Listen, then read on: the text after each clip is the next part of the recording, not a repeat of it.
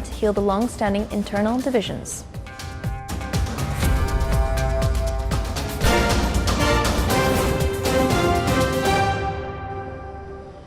Those are the headlines, and now for the news in detail. His Majesty Sultan Haitham bin Tarik has sent a cable of condolences to His Excellency Joko Widodo, the President of Indonesia, on the victims of the earthquake that struck the Indonesian island of Sulawesi.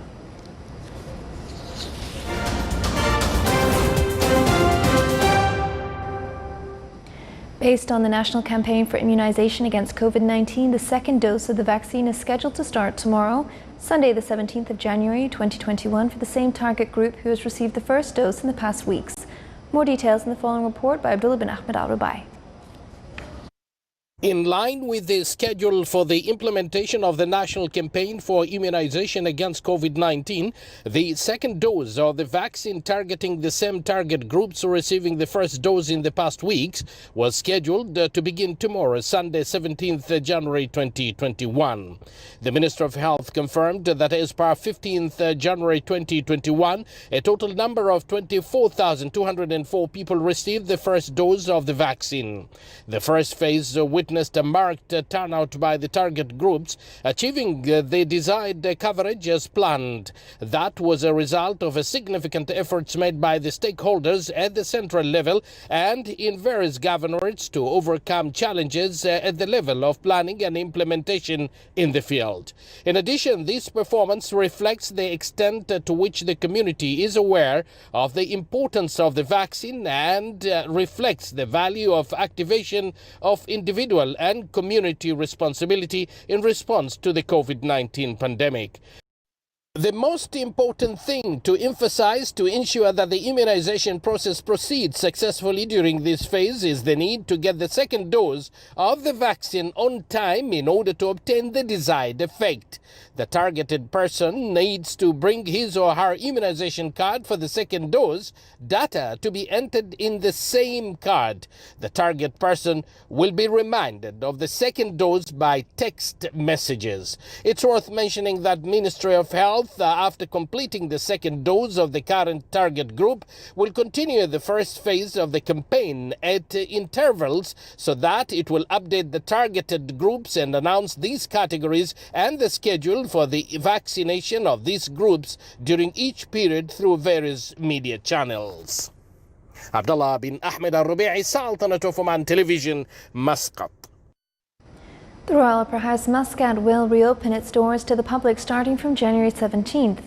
Visitors can once again enjoy the magnificent Opera House building and experience the inspiration of this splendid edifice through special guided tours.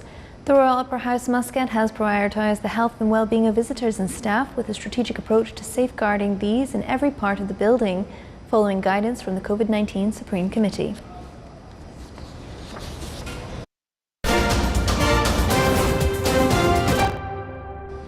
Palestinian President Mahmoud Abbas announced parliamentary and presidential elections, the first in 15 years, in an effort to heal long-standing internal divisions.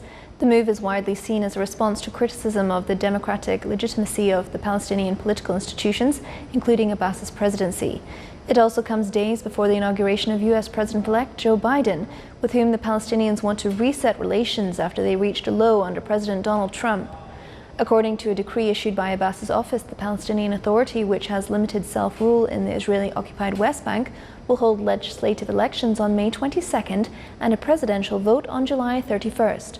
The president instructed the election committee and all state apparatuses to launch a democratic election process in all cities of the homeland. Hamas, the group which is Abbas's main domestic rival, welcomed the announcement.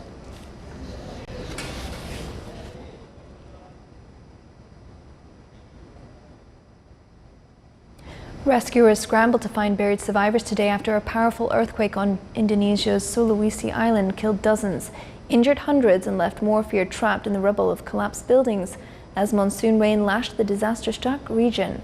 At least 46 people died after the 6.2 magnitude quake struck in the early hours of yesterday, triggering panic amongst residents of the island. Search and rescue worked through the night as they pulled dozens of bodies from beneath crumpled buildings in Mamuju and cities of about 110,000 people in West Sulawesi province. Others were killed south of the city after the quake struck, as a strong aftershock jolted the area today. Planes and boats packed with food and other emergency supplies were arriving, with the Navy reportedly sending a ship equipped with mobile medical services, as Mamadou's still standing hospitals were flooded with hundreds of injured. The United Nations chief urged the world to mark the heart-wrenching milestone of 2 million deaths from COVID-19 virus on Friday by acting with far greater solidarity to ensure vaccines are available and affordable in all countries, not just rich nations. Secretary General Antonio Guterres said in a video message that governments have a responsibility to protect their people, but vaccinationism is self-defeating and will delay a global recovery. He warned that science is succeeding, but solidarity is failing, and vaccines are reaching high-income countries quickly, while the world's poorest have none at all. He has urged leaders of the group of 20 largest economies in March, at the start of the COVID-19 pandemic, to adopt a wartime plan to tackle the coronavirus, including a stimulus package in the trillions of dollars for businesses, workers and households in developing countries. He has also urged leaders to establish a task force to have a combined effort to defeat the virus, but the G20 took no action.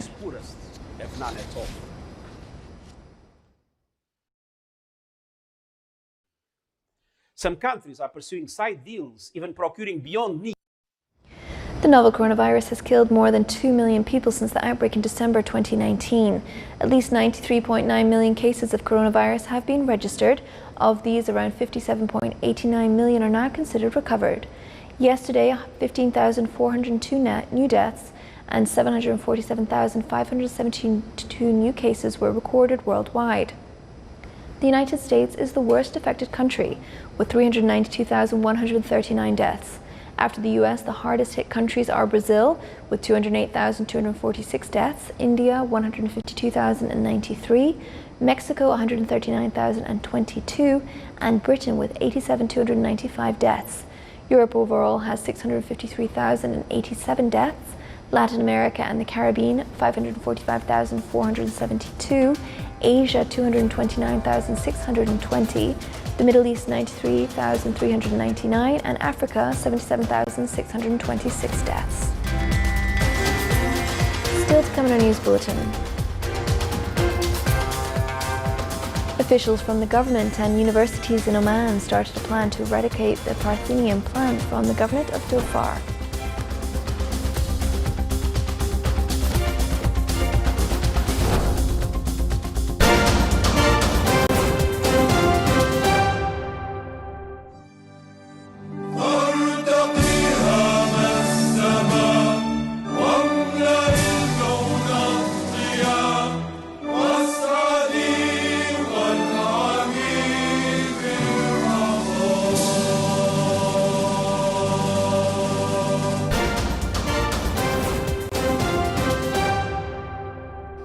Welcome back to the news from the Sultanate of Oman Television. Refineries and petroleum products in Oman decreased by the end of November by 7% compared to the same period in 2019. The National Centre for Statistics and Information pointed that 95-octane fuel exceeded 11.5 million barrels, while 91-octane fuel neared 8,325,000 barrels. On the other hand, over 31.3 million barrels of diesel were produced, and liquefied gas production exceeded 5.7 million barrels.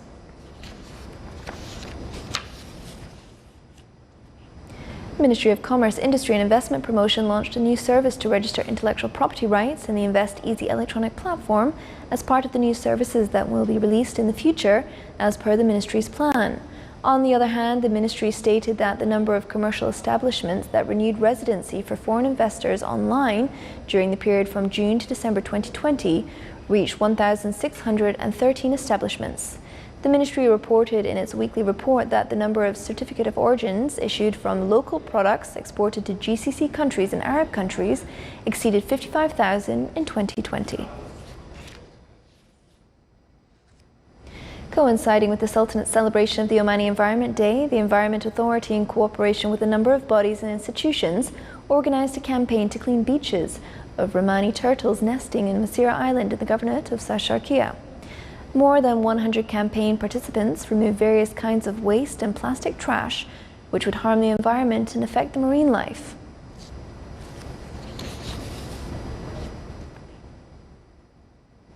In response to the spread of the invasive Parthenium plant in the governorate of Dhofar, the Joint Work Team on Eradication of Parthenium Plant discussed a detailed plan to eradicate and stop the spread of the plant. The joint team visited many affected locations in the governorate to oversee the eradication process, which was carried out by volunteer groups during the last Kharif season, and evaluate the effectiveness of the process in order to draft short and long-term plans. After the field visit, the team arranged an extensive meeting in which it has proposed mapping the spread of the plant in the affected areas and employing plant experts. The team, which includes members from the government, institutions and universities in Oman, discussed a parallel awareness campaign in addition to the establishment of stations for early detection of these kind of plants.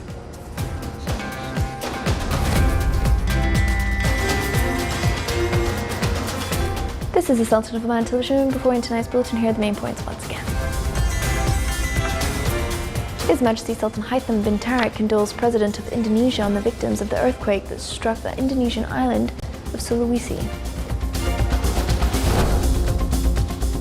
Within the national immunization campaign, the Ministry of Health starts to roll out the second dose of the COVID-19 vaccine from tomorrow, Sunday. And the Palestinian Authority announces parliamentary and presidential elections in an effort to heal the long-standing internal divisions. With that, we come to the end of tonight's news bulletin. From all of us here at the newsroom and the studio, it's good night.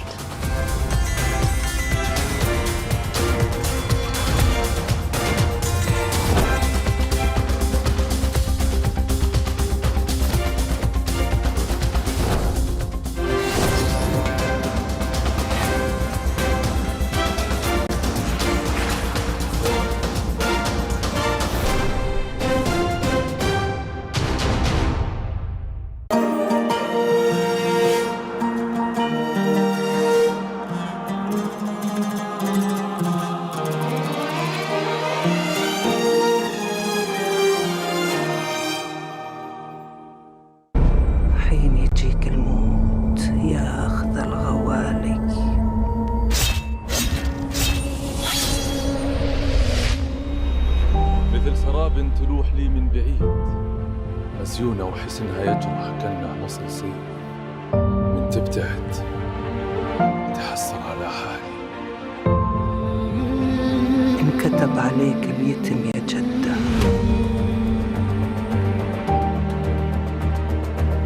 الخوة بعيدة عن شاربك يا صادق. دم بنتي ما يروح هدر أبد.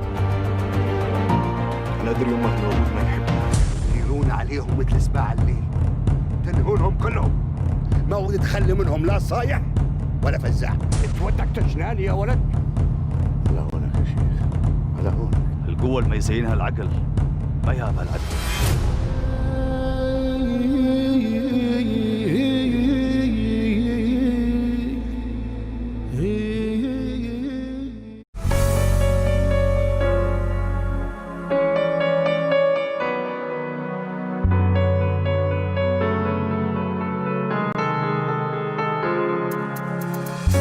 لأنك أكبر من فكرة وأكثر من احتمال وحيد، لأنك كيان، عقل وروح وعاطفة.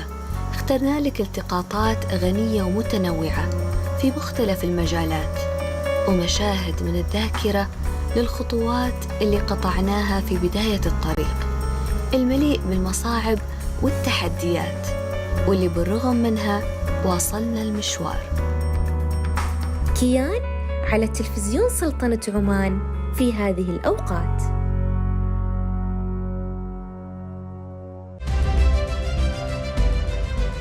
ورجعنا لكم من جديد مشاهدينا الكرام مع برنامجكم برنامج المسابقات الباب، مع جوائزنا وأسئلتنا والمعلومات العامة. لا تنسون موعدنا إن شاء الله بيكون بشكل أسبوعي كل يوم جمعة من الساعة 9 إلى الساعة 10، بالإضافة إلى السحوبات الأسبوعية. كل أسبوع عندنا 1000 ريال عماني نقداً. أما السحب الكبير بيكون في نهاية الموسم لهذا البرنامج، قيمة الجائزة 10,000 ريال عماني نقداً، لكل رقم 5,000. لا تنسون موعدنا الجمعة من كل أسبوع من الساعة 9 إلى الساعة 10. الباب بابك. يا هلا وحيا بك. للمشاركة في برنامج الباب وسحوباته الأسبوعية ارسل كلمة الباب لمشترك عمان تل عبر الرقم 91213 ولمشترك أريد على الرقم 91819.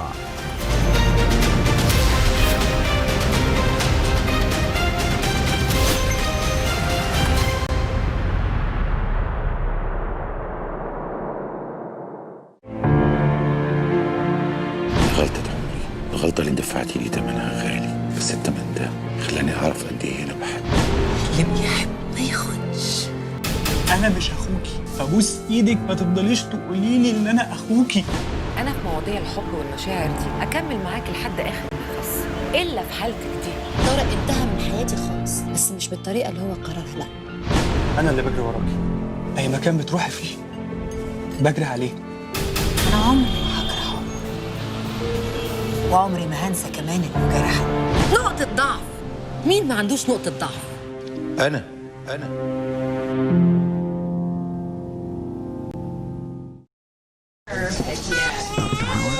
ها دكتورة طمنيني. هي فاقدة الوعي تقريبا، والحالة ما مستقرة بسبب نزيف بعد الولادة. يا رب كيف أولادي راح يعيشوا من غيري؟ ماما انتي راح تحبي أخوي اللي بيجي أكثر مني؟ لا طبعا، راح أحبكم انتوا الاثنين. الحمد لله حصلنا متبرع بالدم. أنا ما أعرف من هو اللي تبرع لي بالدم، لكن حبيت أقول له يا رب يحفظ أهله وولاده. أشكرك.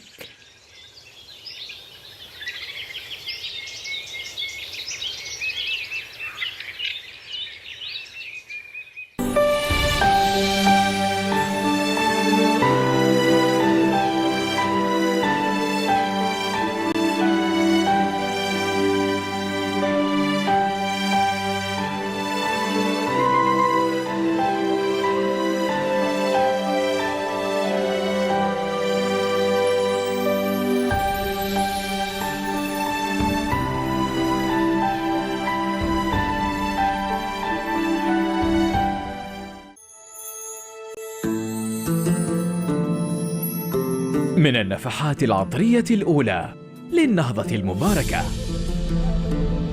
المغمورة بعبق اللبان الفواح، حيث الأصالة والعراقة والتفاصيل الملحمية،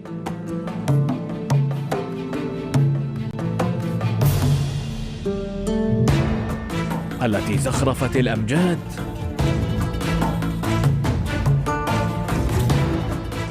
وازدهرت بنداء السلام.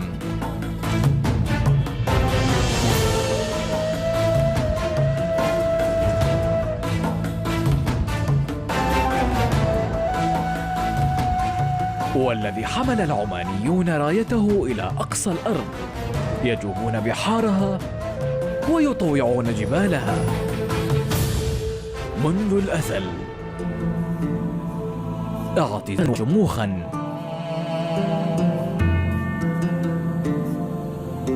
ويرتدون حلله البهية.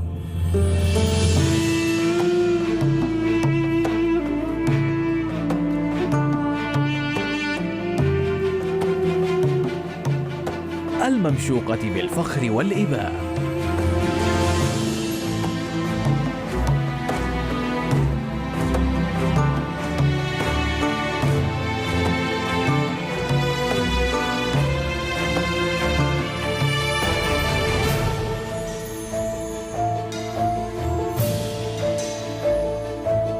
خمسون عاماً، نهضة متجددة.